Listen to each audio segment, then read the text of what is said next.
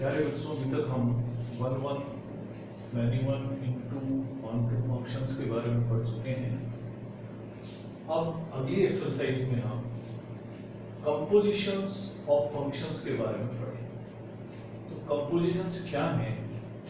अगर एक function define किया जाता है सेट ए से सेट बी और जी दूसरा फंक्शन है जो सेट बी से सेट सी में डिफाइन किया जाता है।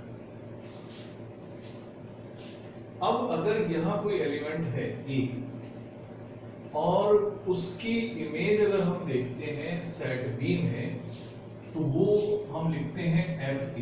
सपोज हम एफ ए को बी लिख देते हैं और इस एलिमेंट की अगर हम इमेज देखें अंडर द फंक्शन g, वो g ऑफ b है, जिसको हम g ऑफ f a भी लिख सकते हैं। अगर इस तरह से फंक्शन डिफाइन हो रहे हैं f और g, तो एक फंक्शन सीधा सेट a से सेट c में डिफाइन किया जा सकता है, जिसे हम composite function of g and f बोलते हैं और जिसे g o f लिखते हैं। तो अगर f कोई फंक्शन है a से b के बीच में और g दूसरा फंक्शन है सेट b से सेट c के बीच में, तो g ऑपरेशन है जिसे हम g o f लिखते हैं, वो सेट a से सेट c में डिफाइन होता है। लेकिन ये बात आपको ध्यान रखनी है कि g o f तभी डिफाइन होगा जबकि f की range g of f is defined only if range of f जो है वो डोमेन ऑफ g का सबसेट हो। अगर ऐसा नहीं होगा तो g of f डिफाइन नहीं होगा। अब जिस तरह से g of f डिफाइन होता है उसी तरीके से f o g भी डिफाइन किया जा सकता है, f o f भी डिफाइन किया जा सकता है, g o g भी डिफाइन किया जा सकता है।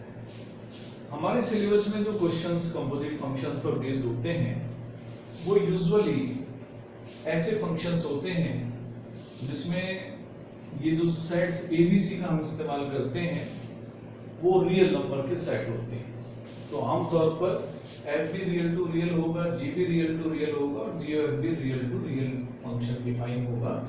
तो इसकी हमें दिक्कत नहीं आती कि g of f डिफाइन होगा या नहीं होगा।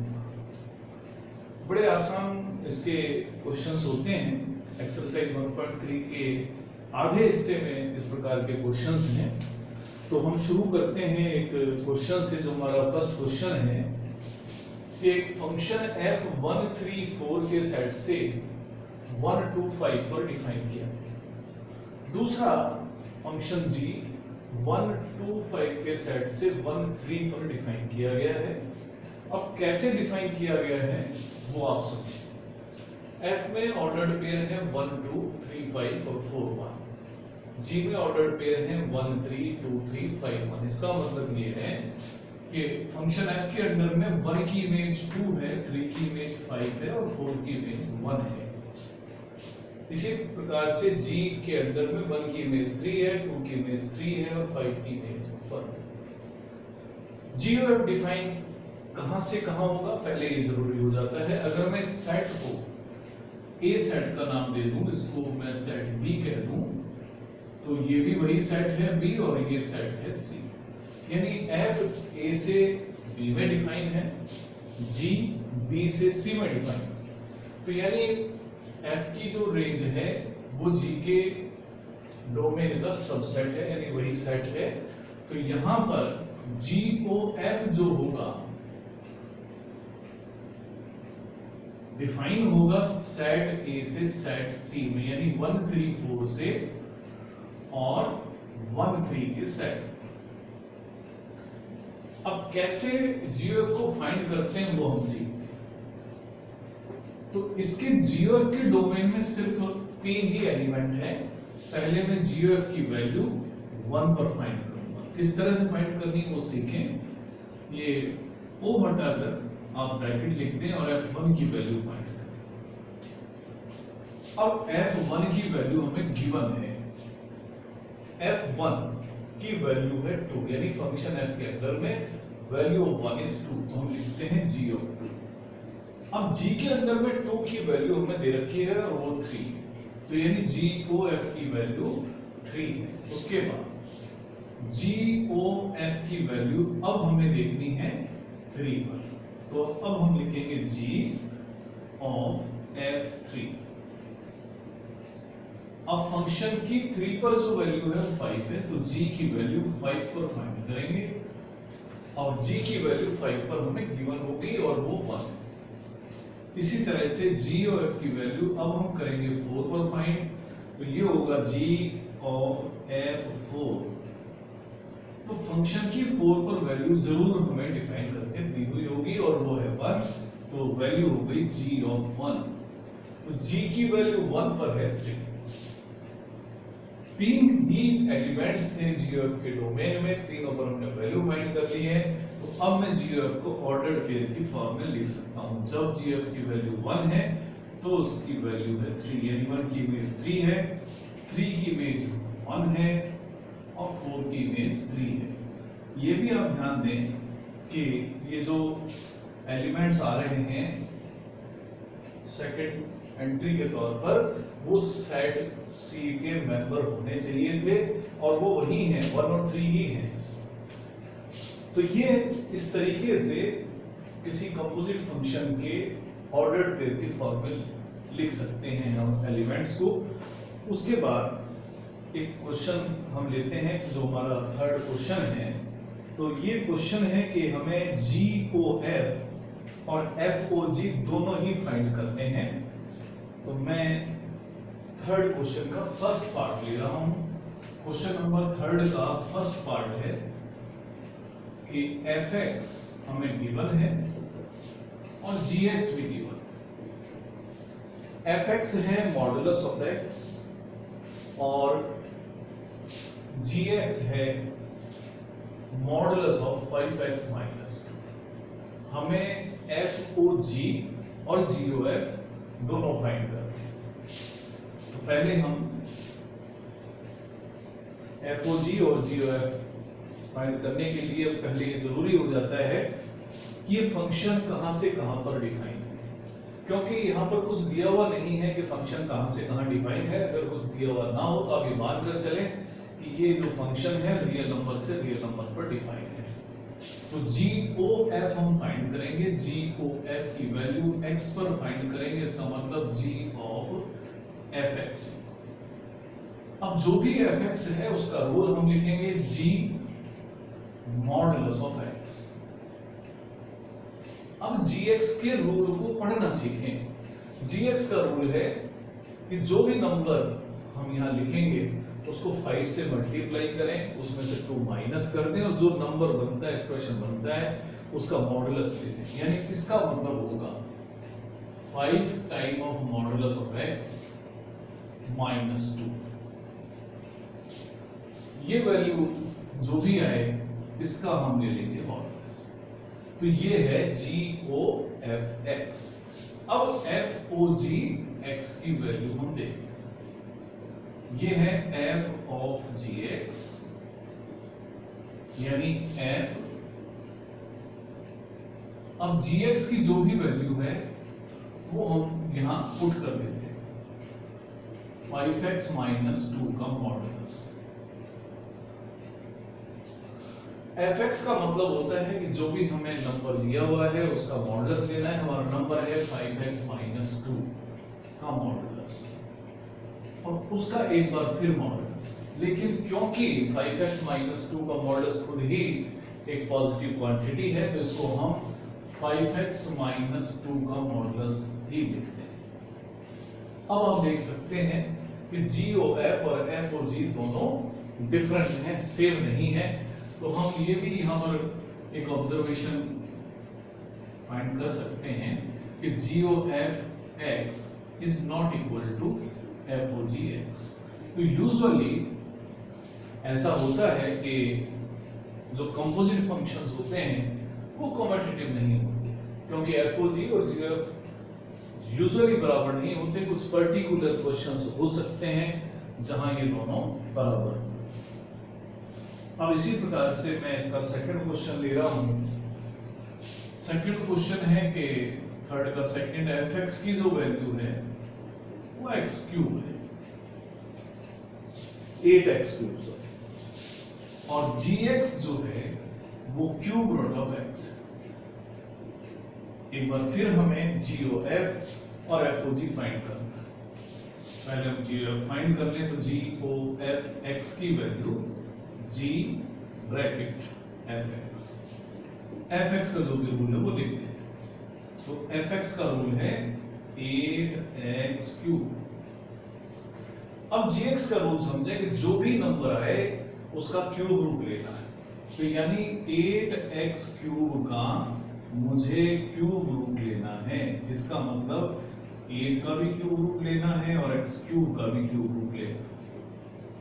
8 का क्यूब रूट आप जानते हैं 2 होगा और x क्यूब का क्यूब रूट x होगा। यानी GOF की वैल्यू 2 into x। अब FOGX, इसका मतलब है f of gx। अब gx की वैल्यू, gx की जो वैल्यू है क्यूब रूट ऑफ x। अब fx का मतलब है कि जो नंबर आए उसको पहले 8 से मल्टीप्लाई करें और फिर उसका क्यूब कर दें। यानी 8 आया और ये जो नंबर आया उसका क्यूब कर दें, यानी 8 टाइम ऑफ x इसकी वैल्यू। अब एक बार फिर हमने देखा GOF की वैल्यू 2 into x है और FOGX की वैल्यू 8x है। दोनों एक बार फिर डिफरेंट है। तो GOF is not equal to FOGX। अब इसी प्रकार से एक और क्वेश्चन हमारी एनसीईआरटी बुक में है। मैं उस क्वेश्चन को पहले ले रहा हूं क्योंकि उसके बाद में जो क्वेश्चंस बचते हैं वो इनवर्स ऑफ फंक्शंस पर बेस्ड हैं।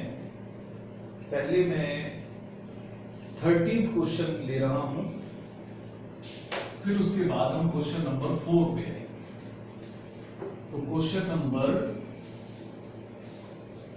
13 है कि fx equal to 3 minus x cube. ये क्वेश्चन दिया होगा।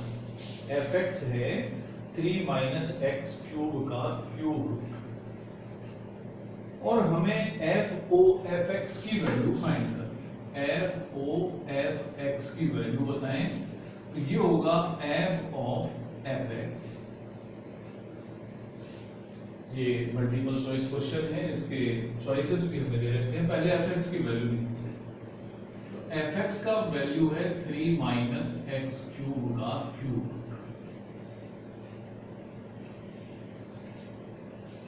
अब fx का मतलब होता है, अब क्योंकि थोड़ा सा कंपोजिट है ये, तो मैं इसको शॉर्ट में कह देता हूं कि fy। यहां पर y का मतलब है 3 माइनस एक्स क्यूब की पावर 1/3। अब fy की वैल्यू क्या हो? fy होगा 3 माइनस y क्यूब और उस पर 1/3। और y कितना है? y की वैल्यू ये रही 3 माइनस एक्स क्यूब पर 1/3 और उसकी भी 3 पावर।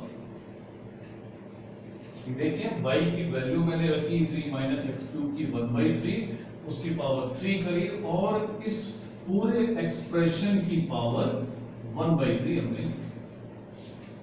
तो ये कितना होगा?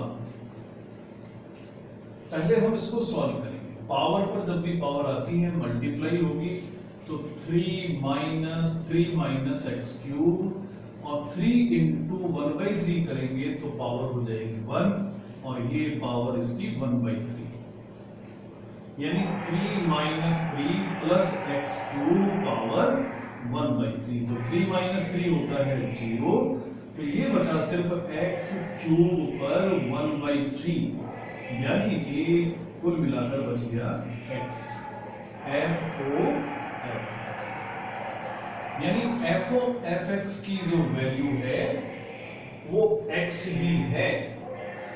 कभी ऐसी सिचुएशन अगर आ जाती है कि FOFX की वैल्यू अगर x ही आ जाती है, तो हम ये भी कह सकते हैं कि fx का इनवर्स ये फंक्शन खुद ही है। तो ये ऑप्शंस भी हमें दिया हुआ था, तो यहाँ पर ये सी ऑप्शन इसका करेक्ट है। आज इसी क्रम में एक और क्वेश्चन है जो क्वेश्चन नंबर 4 है, और वो क्वेश्चन है कि वहां पर भी हमें FOF की वैल्यू फाइंड करनी है, और fx की वैल्यू है क्वेश्चन नंबर 4 में fx equal to 4x + 3 upon 6x - 4, और हमें FOFX की वैल्यू फाइंड करनी है। तो हम FOFX की वैल्यू इसी तरह से फाइंड करेंगे, तो F ब्रैकेट fx, जो भी fx का रूल होगा उसको लिख देंगे। तो fx का रूल है 4x + 3 अपॉन 6x - 4। जब एक्सप्रेशन थोड़ा लेंथी हो जाए तो उसको समझने के लिए हम छोटा बना लेते हैं, इसको हम कह देते हैं कि y का मतलब यहाँ पर 4x + 3 अपॉन 6x - 4। अब अगर fx का रूल ये है तो fy का होना चाहिए 4y + 3 और अपॉन 6y - 4, लेकिन क्योंकि y हमने अज्यूम करा था, y की वैल्यू फिर पुट करते हैं, 4x + 3 upon 6x - 4 plus 3, 6 × 4x + 3 upon 6x - 4 और -4, दोनों ही जगह 6x - 4 एलसीएम लेंगे तो ये होगा 4 × 4x यानी 16x + 12 प्लस 3 × 6x - 4 अपॉन में एक बार फिर 6x - 4 एलसीएम लेंगे, 6 से मल्टीप्लाई करेंगे तो 24x + 18 और -4 × 6x - 4 करते हैं। इसको सॉल्व करेंगे तो ऊपर आएगा 16x + 12 प्लस 18x - 12, ये दोनों हम कैंसिल कर सकते हैं, 24x + 18 -24x + 16। जब सॉल्व करेंगे तो 12 और -12 का सम 0, ऊपर आएगा 34x, नीचे भी इन दोनों का सम 0 होगा, 18 और 16 34 होंगे, और 34x अपॉन x जब करेंगे तो x आएगा, यानी FOFX x के ही बराबर आएगा। मैंने पिछले क्वेश्चन में बताया था कि अगर FOFX x आ जाता है तो इसका मतलब ये दोनों फंक्शंस एक दूसरे के इनवर्स हैं, तो हम ये भी कह सकते हैं कि F इनवर्स x जो है वो fx के इक्वली ही है, और fx कौन है कि 4x + 3 अपॉन 6x - 4। तो बच्चों ये क्वेश्चन हमने एक्सरसाइज से कंपोजिशन वाले करे हैं, इसके एग्जांपल्स आप करके देखें। कल वाले लेक्चर में हम इनवर्स ऑफ फंक्शंस के क्वेश्चंस करेंगे, और ये हमारा अंतिम भाग होगा जो इनवर्स ऑफ क्वेश्चंस पर बेस्ड होगा। आज के लिए इतना ही, धन्यवाद।